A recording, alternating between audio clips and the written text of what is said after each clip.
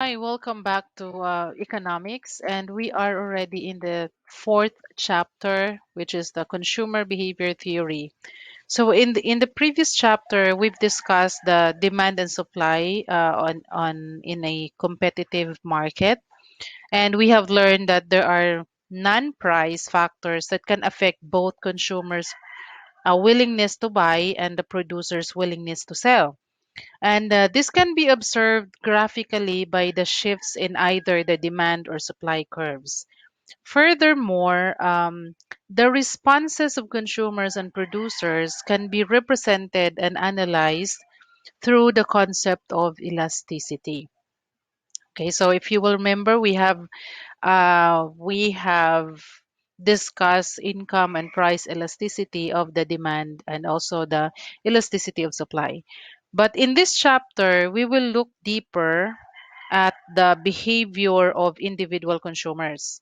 So the consumer's behavior theory is where the law of demand is derived because it is the consumers who are the ones interested in buying and consuming products. And there are two approaches in explaining consumer behavior. The first one is the utility approach. The second one is the budget line and indifference curve. So we are going to discuss in this chapter first the utility approach, wherein we will be further discussing the law of diminishing marginal utility, and then the budget line and indifference curve.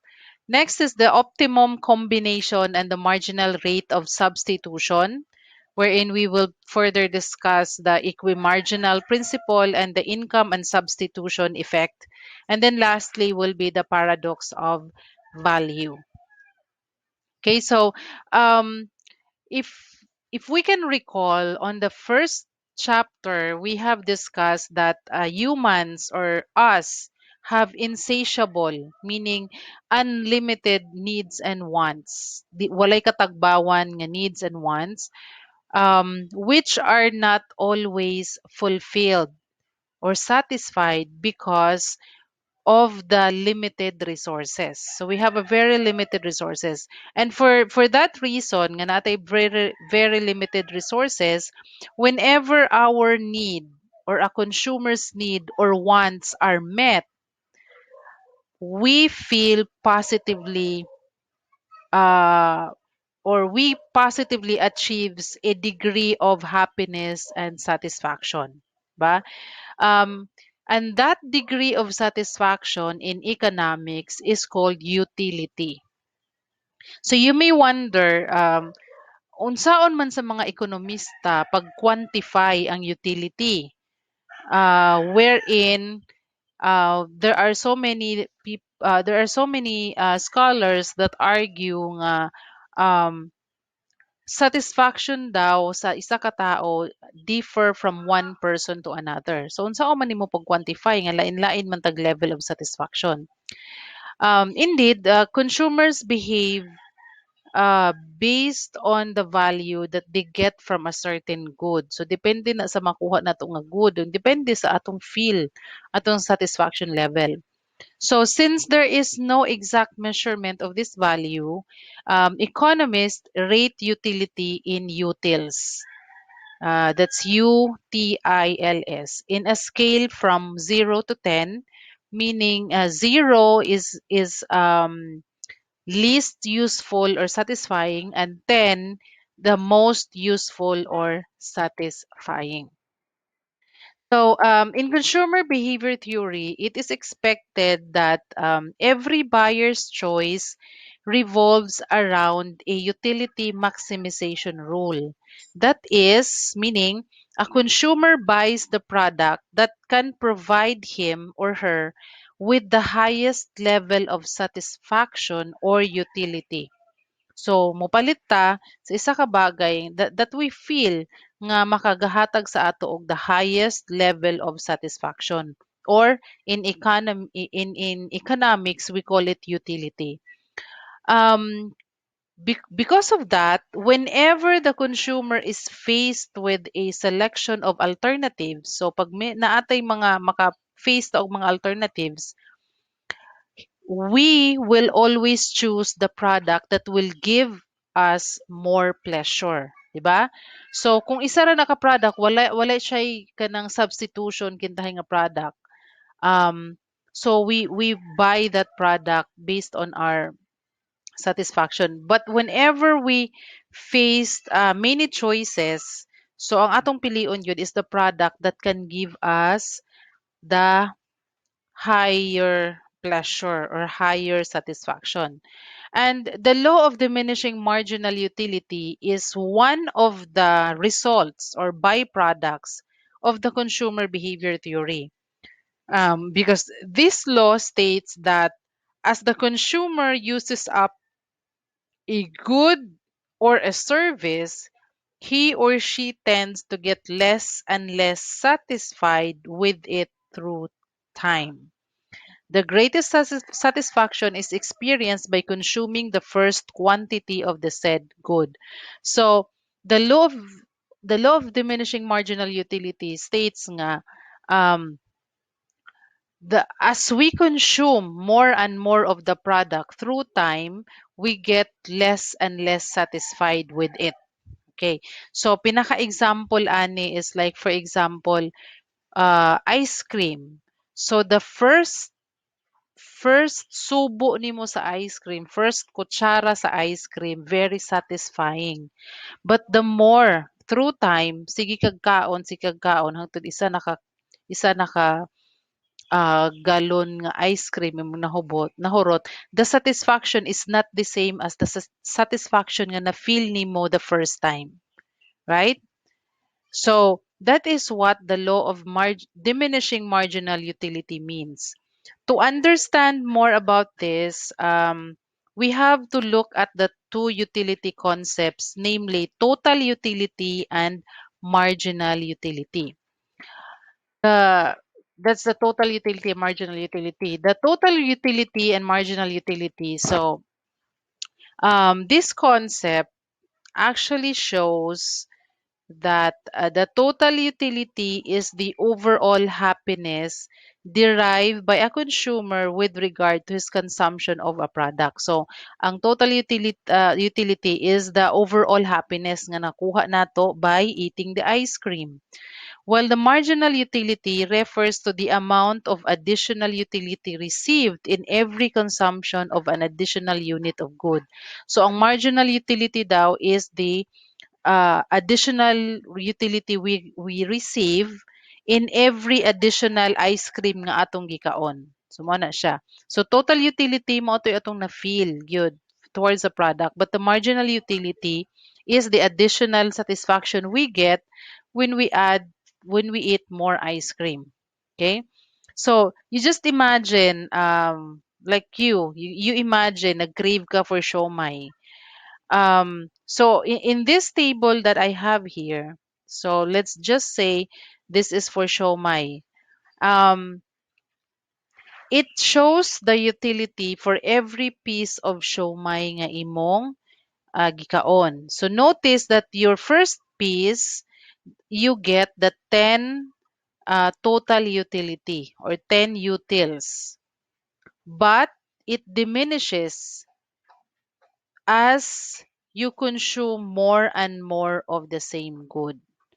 Okay, so gikan dire 10 so na-satisfy ka, na-satisfy until such point nga napuno na ang imong satisfaction and then nag-anam siya diminish. Makita nimo pababa na dayon siya.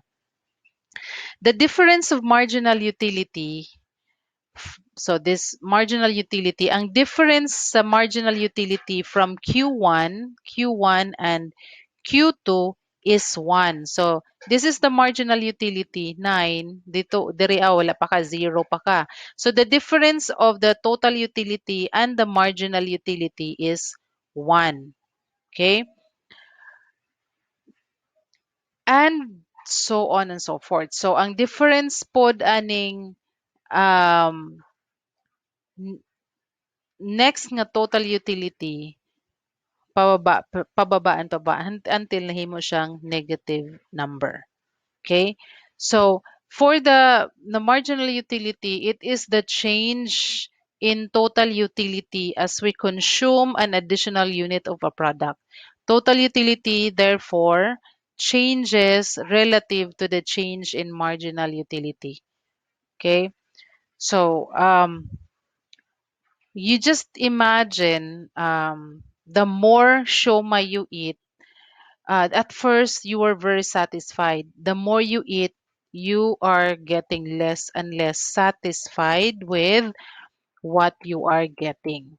So, pwede natin siyang i-illustrate in this form, in the marginal utility and total utility. So, in the first phase daw, your marginal utility is diminishing, but your total utility is increasing. So, diminishing meaning nagagamay, but your total utility is increasing pa. On the second phase, your marginal utility is already zero.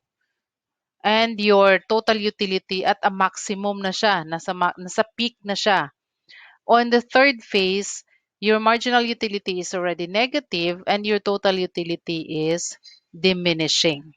Okay, you will be actually be able to compute the marginal utility using this formula, which is the change in TU or over the change in Q.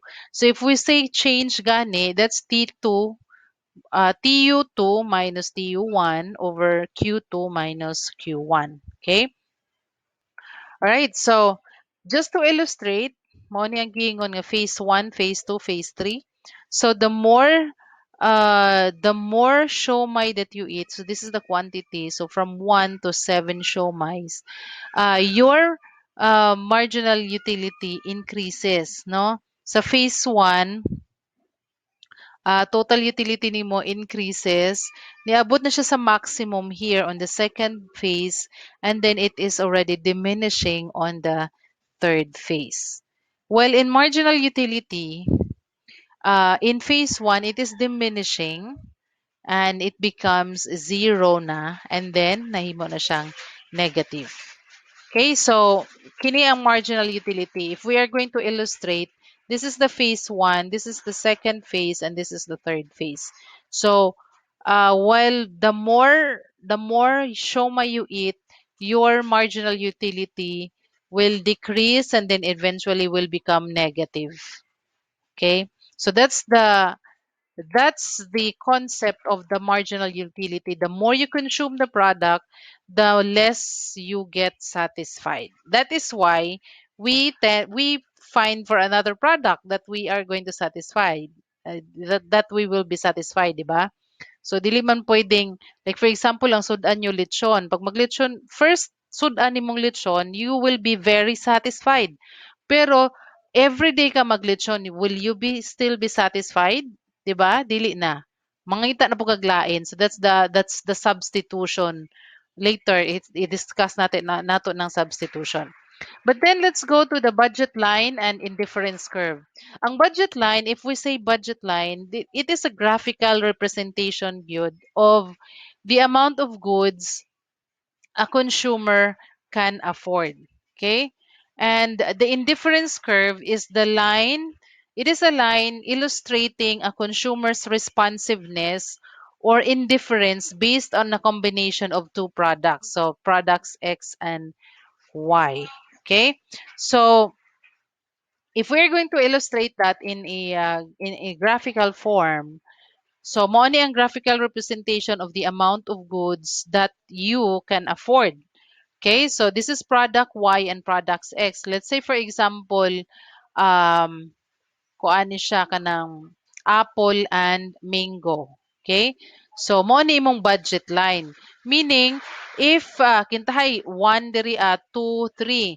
So if mopalit and then 1 2 3 4, if 4 ka apple lang imong paliton or 4 ka 4 ka product Y, wala kay mapalit nga product X. But if tulura ka 3 product Y, na kay mapalit nga product X. If 2 nga product Y, na kay mapalit nga 2 nga product X, and so on and so forth. Okay? So this is your budget line. Now this is the indifference curve.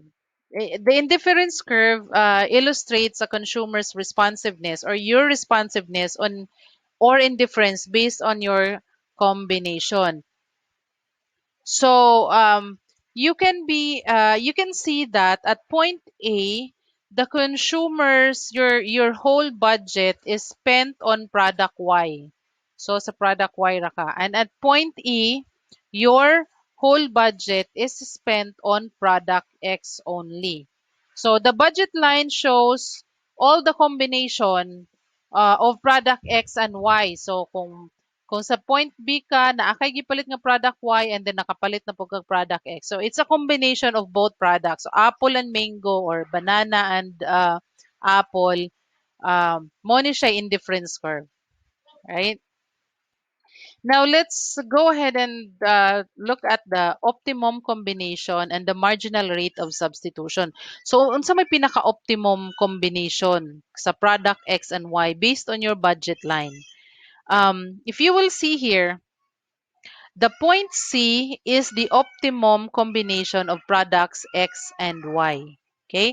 So murag mao ni ang pinaka-balance. The same number of product Y and the same number of product X. Kung sa kuan pa na siya sa law of supply and demand pa na, this is the equilibrium, right? So this is the optimum combination of your product X and Y. Okay? If you go here, this is within your budget, and if you go there, that's outside of your budget. Okay, so mathematically we can actually compute it by using this formula. Y plus 1 equals to 8 because 8 is your maximum. No, maximum nga mapalit nimo, maximum number of apple and maximum number of guava nga imong mapalit kay based on your budget. Say for example 200 pesos, what's the you have 200 pesos and you want to buy snacks, okay? Tahay mismo nga coke and biscuit. So there's a maximum combination ana niya. So this is how you are going to compute it. So makita na nimo, makompute na nimo by using this formula, you will be able to substitute ra man nimo. If your y is 0, then your x is 8. If your y is 1, your x is 7. Imo ra man na substitute diha. So 1 plus 1 equals 8. Y equals 8 minus kani siya. So, if 2 ang imong good Y, 6 ang imong X. Kita hay kini apple and mango ni. If you are going to, you can buy 3 mangoes, there are 5 apples that you can buy. If you are going to buy 4 mangoes, there are also 4 apples that you can buy. So, meaning, this is the optimum combination. This is the optimum combination wherein balance ang imong budget, wala kay nabilin, and then parehong um number of products ang imong napalit. Mo na siya indifference curve. Okay? So maximum rate of substitution. So if we are going to look at maximum rate of substitution. So we will be able to compute it using this formula. Change in y over change in x equals to y2 over y1 over x2 over x1. So you will see here the good y and the good c. And this is the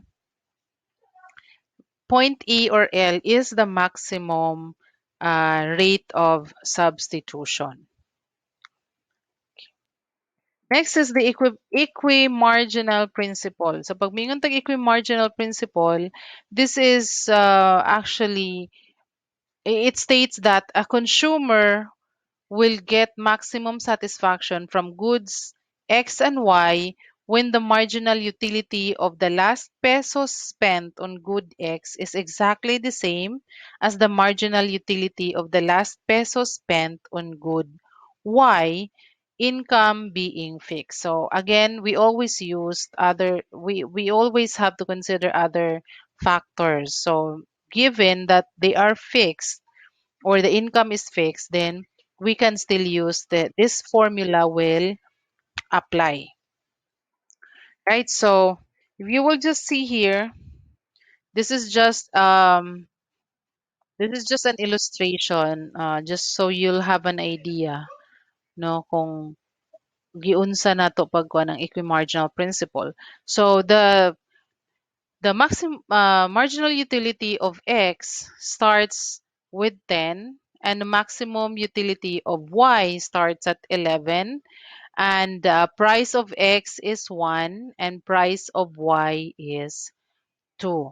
So ang solution, the solution to this is using this table we can compute for maximum marginal utility of y over price of y and maximum marginal utility of x over price of x. So based on the equimarginal principle, ang combination of 4 units of x and 3 units of good y will cost you 10 pesos. Right? So kay ang price man sa x is 1, ang price sa y is 2. So kung naa kay 4 units of good x, 4 times 1 is 4 times and the 3 times 2, which is the price of y, is 6. So the 10 is your budget, and that is the maximum. Okay? So that is the optimum combination. Income effect. So income effect, as we've discussed in the previous chapters, income can actually shift the demand curve. Remember, this is a demand curve. So income effect happens when the budget line shifted to the right, brought about by an increase in the consumer's budget. So, increasing mong budget, then from a decrease in the prices of goods and goods X and Y.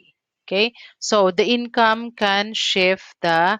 It is true, actually, in the first chapter we have discussed, or no, the second chapter we have discussed that income is one of the shifters of the demand curve. It can shift the demand. So that's the effect of income. So for example here, if B is 4, oh, I'm sorry, that's A. If A is 4, the price of X is 1, and the price of Y is 1, then the equation would be X plus Y equals 4. If we let X equals 0 and Y equals 4, what happens? Then we substitute X equals 1. So substituting the values, we get 1, which is again, the formula is x plus y equals 4. So we have let x equals 1. So 1 plus y equals 4. Y equals 4 minus 1. Y is equals to 3. So you will be able to know what's the value here. And that will be 3, right? And same. If your x is 2, so we'll just substitute 2 plus y equals 4, y equals 4 minus 2, y equals 2. So therefore, we have y here, 2. Okay, and so on and so forth. So if we will have 3 and 4, and then siya. And then the optimum combination of B is 4. Uh, of B is equals to 4 is at point C, because this is where balance, no, na balance siya. The same ang number of goods, good X and good Y. Okay? So substitution effect. So mo na ni siyang katong if you are facing two substitute products, 'di ba? We know the substitute product can that will be able to substitute, like for example, corned beef, I mean maling and corned beef. So those are substitute products. So this happens if there is a decrease in its price and there is no change in the price of good. The budget line is still the same, but the consumer's choice is now biased towards the good with the lower price. In this case, the good X. So mo shift ang imong demand curve. Let's say, for example, this is the original demand. The price is uh, the same, but you are now, I mean, your budget is the same, but the price of the product changed. So your demand can move, can shift. It will shift to the right. Okay, so same here. Same using the same formula, so we will be able to conclude that point C is the optimum, the optimum value, optimum combination, because your x is your good x and good y are equal, right? So same here. Are the same examples. This is now going to be your um, this one actually states that if the price of the other product change. So for example, ang apple ni kalitlag buy one take one. So using the substitution formula, we will be able to get this, and this is the optimum combination. Right? Now, lastly, we have the paradox of value. Paradox of value states that consumers are willing to give up zero or little money to get certain products that give them significant total benefit. That is according to Adam Smith. Kinsa man na si Adam Smith? Adam Smith is an English economist. He's a famous economist. One of the say tawag ana kanang founders or something. Um, he wrote the water diamond theory or the paradox of value theory, which states that consumers are willing to give up the zero or little money to get certain products that give them significant total benefit. One example of this theory is water, the water that we are drinking. The question is, why is water, which is so essential in life, cheaper than diamonds, which are non-essential? So kung pangutanon mo, which of the two are essential in life? No? In life. Based on our needs and wants analysis, di ba? Water is a need. This is essential to life. Diamond is a want, wherein you can live without diamond, no? Mabuhi ka without diamond, but with water dili ta mabuhi. And but why is water why is water cheaper? Mas barato siya compared sa diamond. The answer is that there are two types of value. One value refers to the exchange, which is based on its scarcity. So you remember the scarcity. What is scarcity? Meaning that is a very limited resource. So the second value is in use, which is based on importance. So diamond falls in the first type of value, which is in exchange. It is based on its scarcity. So very limited ang diamond. It falls into the law of supply and demand, di ba? Um, the higher the demand for that product and gamay siya, the price will actually go up because there's a limited supply of it and there's a large demand for that product. While water is essentially the earth is composed of more than 70% of water, and the it falls in the value in use, which is based on the importance. So it is very important, but ang resource or ang supply niya is relatively um, higher than diamond. So that is why mas barato siya compared sa diamond. Okay, so the things that you have to remember is that utility is the amount of satisfaction a person gets from consuming a product. And there are two approaches for that. We have the law of diminishing marginal utility, and then the budget line and the indifference curve. And there are also two ways to solving the optimum combination of goods that a consumer can buy. The first one, we use the marginal rate of substitution or the MRS, kung napansin ninyo. And the second one uses the equimarginal approach. So those two are used to compute the optimum combination. As again, based on your budget, unsay pinaka-optimum combination between the two products. Substitution effect is a pivotal movement of the budget line toward a good that has a lower price or comes with a discount. So meaning if the good has a lower price or is discounted, definitely that will become the substitute, di ba?